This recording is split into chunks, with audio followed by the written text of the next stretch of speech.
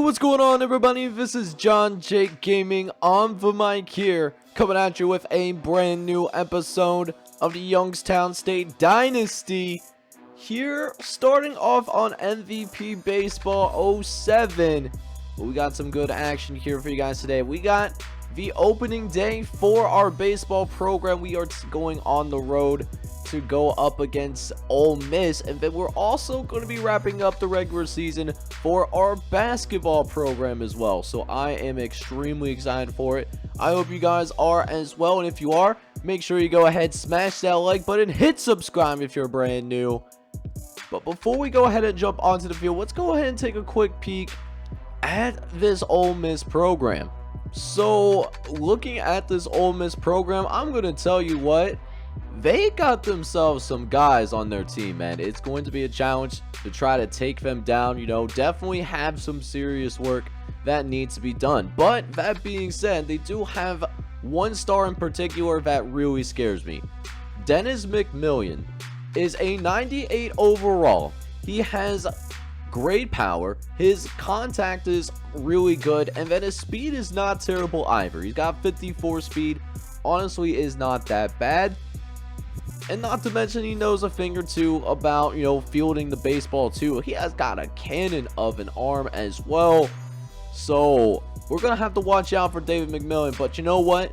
Enough talking. Let's go ahead and step on the field and take on the Ole Miss Rebels here on our opening day. Alright, boys, so we are now out here on opening day. We are trotting out our number one pitcher, Jonathan Penny John. He is going to be starting for us here as we jump things right into the top of the first inning. Got a couple of outs, but this man sends an absolute rocket out to right center field, and that is how this game gets started, man. We give up a home run in the very first inning of our baseball season, and it seemed like it was a no-doubter. So Dennis McMillan, he ends up hitting a 422 feet home run.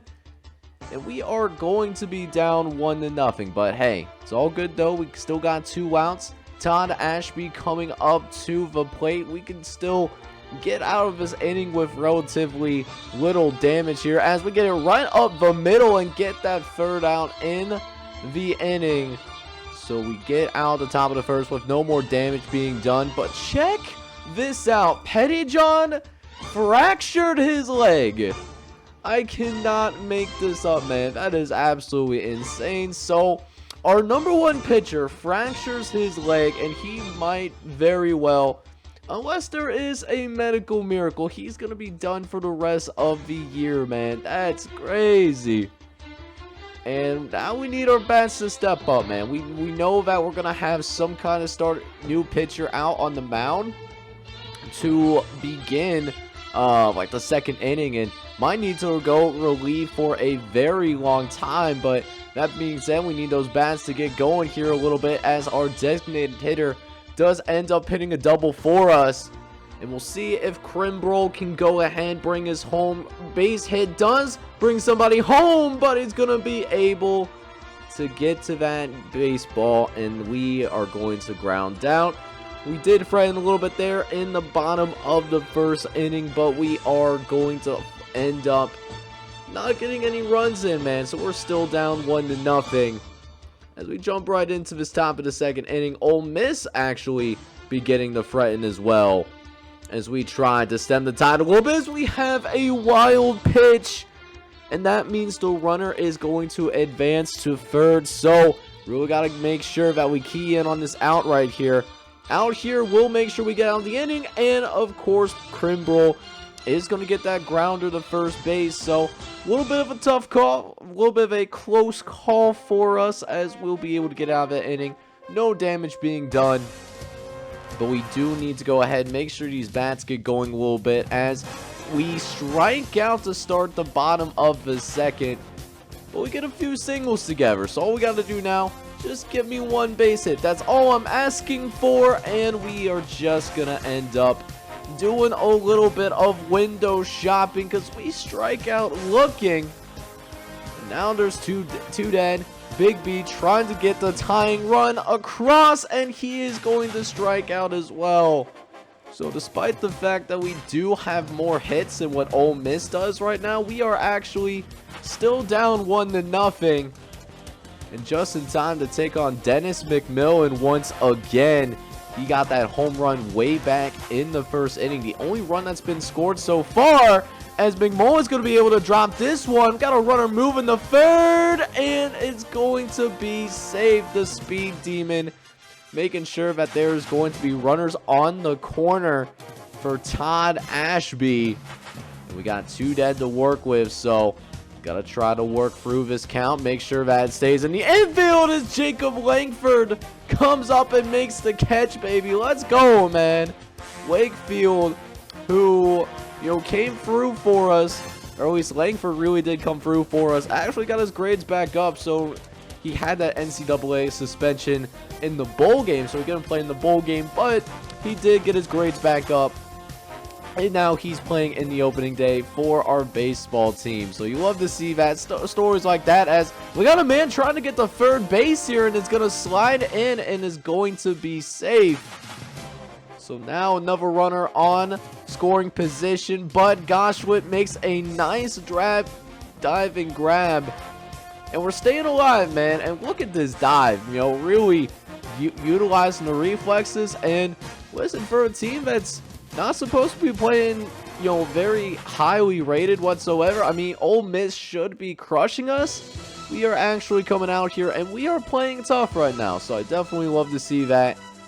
As we now jump into the bottom of the 6th inning, as we get a nice base hit out into center field. And we got runners on first and second now. 1 base hit is all I'm asking for.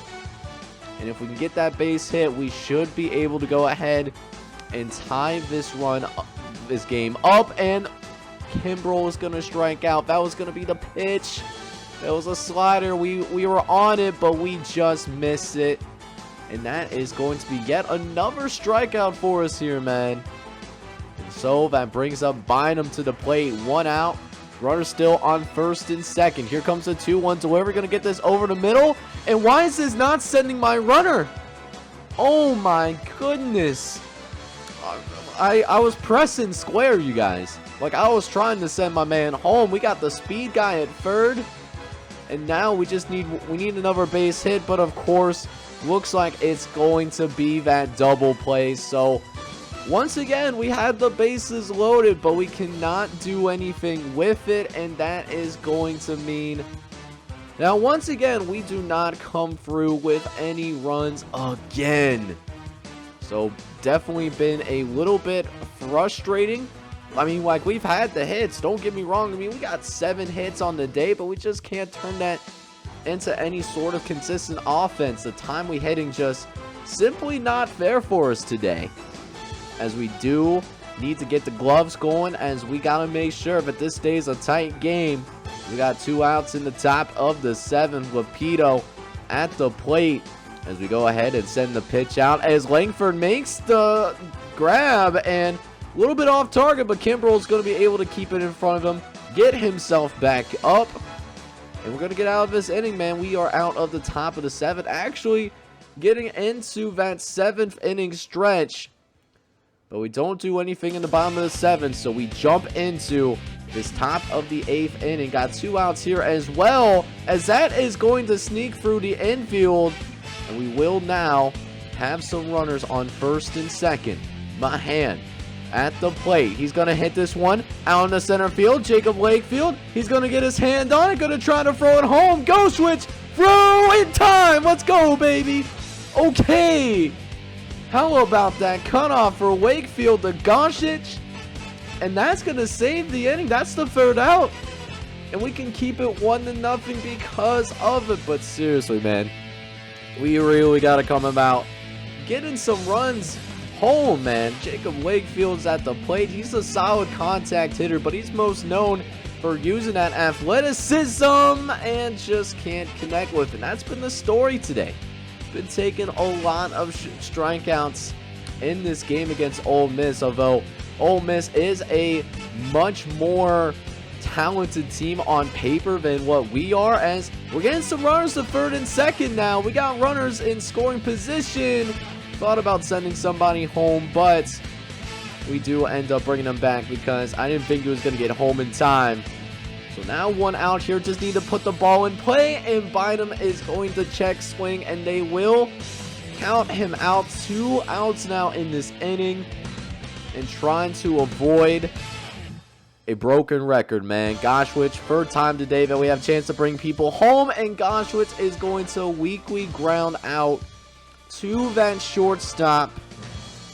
And again, we had the third time that we had runners in scoring position and just can't do anything about it, though. So definitely a really tough look for us here, as Smith is going to strike out there. So we're down to 2 more outs. Wilson looking to keep the dream alive. He's going to hit this one out to the second baseman. Does get the first, got the out at first, but not at second. So we have a runner in scoring position. Reed Bigby out here, man. 2 outs, bottom of the 9th. Got a chance to take the lead as Reed is going to ground out. And that's how this thing ends, man. We gave a valiant effort, man. We just could not get any timely hits together, unfortunately. And that's just how this thing goes. That 1 home run at the top of the first ends up being the difference, as we do end up going down 1-0.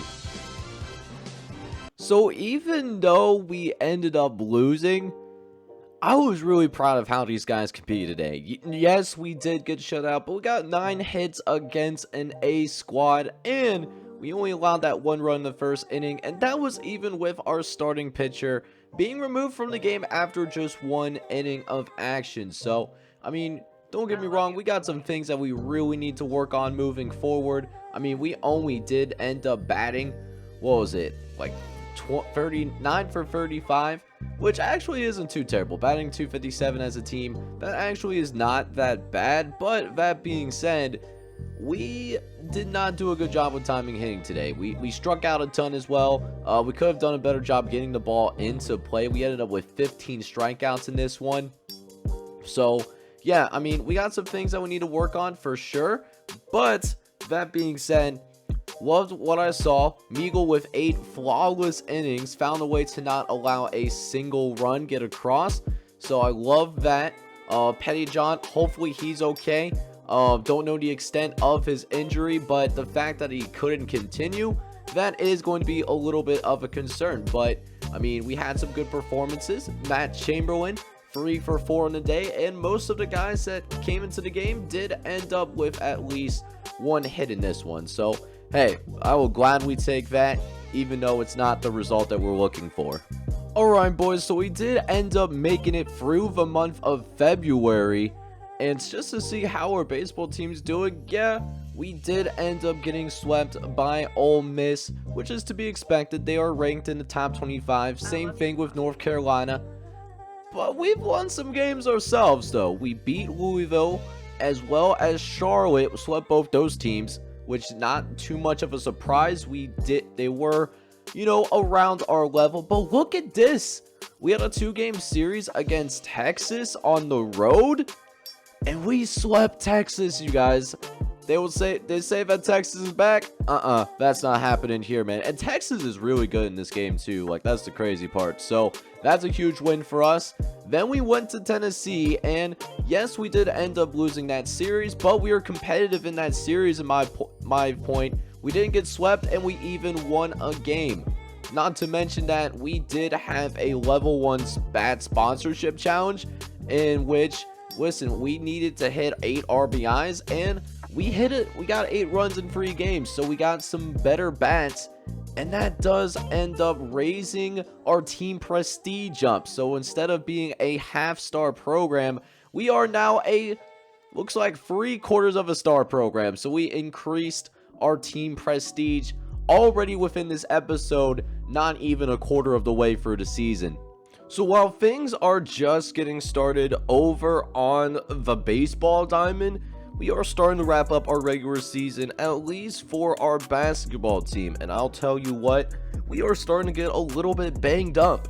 Chris Ty, you know, he's still technically available, but he has a sprained wrist and not going to be as effective as we are used to seeing him as.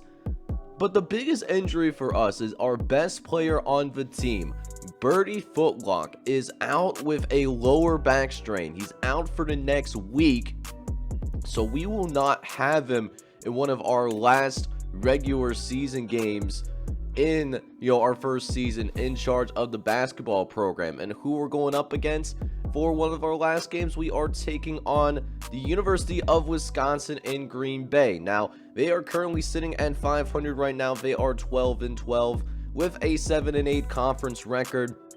We are 9-14 as of right now with a 7-9 conference record, and we kind of been going back and forth in the month of February. Right now we're 3-3 with losses, including Detroit and Butler, but did beat Illinois Chicago again. We did a good job of that. We beat Wright State, and then we beat Valparaiso. So we got that going for us at the very least. But let's see if we can take care of business against the University of Wisconsin in Green Bay. I will see you guys on the court for that with a lessened 66 overall. But we'll see if we have what it takes to beat Green Bay without one of our best basketball players on the floor.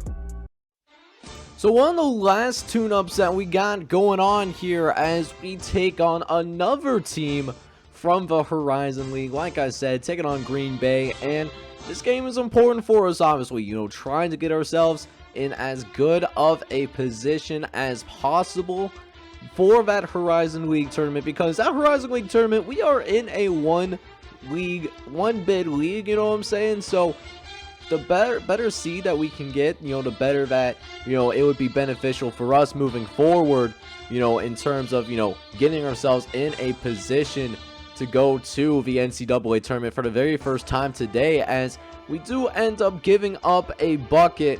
So Wisconsin Green Bay, the Phoenix, going to strike first in this one, but we do get the steal from Shafino, though. And Shafino, we're going to drive coast to coast and throws it down, baby. Let's go, man. Shafino with an absolute rocket, man. Let's go, baby. Throwing it down with absolute authority. And how about that with getting your first bucket in this game? As we're looking to take our first lead of the day, and we will end up doing just that. Been a pretty slow day so far. Neither of us really shooting that well. I mean, only 6 points to show for it through like 5 minutes of the game so far. It has not been a very good look whatsoever. As we get a steal with Jordan Andrews, we're going the other way with it, though. Gets it out to Chris Gentry, and he will lay it in, baby. Let's go, man. 6-2 game, but we do end up stealing it. No! Shafino steals it, and he throws it down again. The rim is shaking, and Green Bay got to call a timeout. And down 8-2 early, right where we want him, man. Getting them to rush on that offensive side of the floor, but Shafino does end up getting in a little bit of trouble, though. So he has to go to the bench for the rest of this first half, as we do give up a couple of free throws. They do end up going in. But that being said, the guard's picking up the slack a little bit. Able to go ahead and get that bucket to go. But Cam Jones turns around and turns the ball over. It's an easy bucket for Forbes. That's how he gets his first basket of the day. An easy transition bucket, if you ask me. As Forbes is going to go ahead, he's going to get the offensive rebound, get that one to go, trying to help Green Bay stay in it, but still down by 7, though, so they're not, you know, they got a little bit of a deficit to overcome, and not allowing them to get a chance to come back right now. Jordan Andrews with an easy layup, using that speed, despite the fact that he's only 5'8", as we try to go into the lane once again, and we do end up getting the ball stolen from us, as Caden Doman does have to go ahead and go for the shooting foul. And so one free throw will be made out of 2. And it's an 11-point game as Lemty Looking to get it inside to Mr. President. But Chris Gentry steals the ball again as Gentry looking to attack. He's looking for somebody to get the ball to. No, he's got a wide butt naked open lane. And Green Bay got to go in for another timeout once again. Is now going to dribble the ball out in the perimeter. Parker pulling up for free. No good. But Seymour gets the offensive rebound, and it's no good. So here comes Green Bay going the other way as Welcher lays it up, and he's going to get that one to go. So 5 minutes left here in this first half. Things are still pretty interesting so far. So we trying to get it out to our guard, but Parker gets it to the corner to McDade, and McDade can't finish the corner free, but Parker gets the offensive rebound. Can't finish. I don't even know what's happening, but Parker finally comes out of that scrum courtesy of a Chris Gentry assist, and that's how Vince Parker gets his first bucket of the day. And speaking of Parker, he'll try a little bit of a mid-ranger. Danger, no good, but McDade stays with it here. Multiple offensive rebounds and doesn't come down with it. So he had 4 chances to finish up close and personal, and we could not finish yet. Other way, first attempt for Welcher. That ends up being a personal foul for Vince Parker. And so Green Bay does draw back into single digits as Welcher once again had a chance, but he doesn't make it first time around. Stays with it once more. And it's another offensive board. You know, the second chance points coming for Welcher pretty well. As Kemp looking to drive inside, looking for some space to work. Gets it out to Whitworth, over to Plavich. Plavich with the post turnaround, and he'll get that one to go. So now getting a lot tighter here, 6-point game as we try to, you know, make the best of one of our last possessions of the first half. Is Jordan Andrews. He's got some space to work with, and oh my! Look at this little guy, 5'8". Taking a double pick and finds some space after all. He posterized the man, I'm pretty sure. And that's how we get out of his first half, man. We got a decent lead. You know, let's just shoot a little bit better here in the second half, and we'll be fine. So here we go. Second half now underway. Trying to get things rocking and rolling as we will move the ball around a little bit. Get it to Chris Time inside to Cohen, and Cohen will be able to finish on the interior, and that will stretch things back out. That we are going to get it back up to double digits as somehow managed to get that one to go. I thought that was going to rim out, but that's the thing that's been keeping Green Bay in this game. They have not been shooting the ball very well at all in this one, but the turnovers that we've had have set up some more extra possessions for the Phoenix. That's why it's still only a 6-point game. So let's just take better care of the ball. We'll be fine. And speaking of taking care of the ball, Caden Doman with the steal gets the Chris Gentry, and Gentry is able to go ahead and lay that thing back in. 33-25 lead for the Youngstown State Penguins, as we almost got another steal, but we got a little cocky. Gave up an easy shot, but somehow not able to bring it down. As Gentry looking to attack, going to attack in the interior, and draws the foul. And not only do we draw the foul, but Lemke breaks his hand. So not, ooh, he's going to be done for the day, I would imagine. You can't play basketball with a broken hand. So Chris Gentry draws the foul and injures another player. You hate to see that part. Speaking of drawing fouls, though, Mobley gets called for the foul, and Cohen will be going to the free throw line for 2 free throws. Does end up making both of them. So the lead growing up to 12 points as they get it over to the perimeter to Forbes. Inside the President, and President cannot finish. So here comes Youngstown State. Seymour looking to attack and draws another foul on Mobley, as Mobley does also get both free throws to go. So got ourselves, I believe, a 14-point lead here, as Green Bay desperately trying to get some points on board. Knight ends up getting fouled and draws the and one. That will help the cause a little bit, but still keeping it at arm's length. 14-point game. Parker attacking inside and gets it in. 46-30. As we are really pulling away here in the second half. It's Chris Gentry looking inside to Doman. Doman to Parker. Gets it out to Seymour. Getting a lot of passing here. And what a great shot. Great sock selection by Caden Doman. And Caden Doman gets an open three because of it. As you go inside to Chris Gentry, he will also go ahead and get that one to go. And so a 51-32 lead here, as Green Bay just has not really kept up at all in the second half. Parker looking to go the other way and throws it down with authority. And at that point, I'm going to go ahead and sim the rest of this. I'll catch you guys later. So our basketball team was able to go ahead and use that run in the second half to secure victory for us. We win by a final score of 68-44. And while we had a really tough time scoring from the field, we only shot 36% from the field. We did not shoot very well whatsoever. Our defense did more than make up for it, and we did a much better job of taking care of the basketball than what Green Bay ended up doing in this one. Dominated on the boards as well for the most part, and we just took care of business, man. I'm proud of what this team was able to do despite not having our best player on the floor. Now, as for what our guys did end up doing here today, Caden Doman really stepped up today. He ended up with 16 points, 3 assists, and 6 steals to go with it. He ended up being our leading scorer.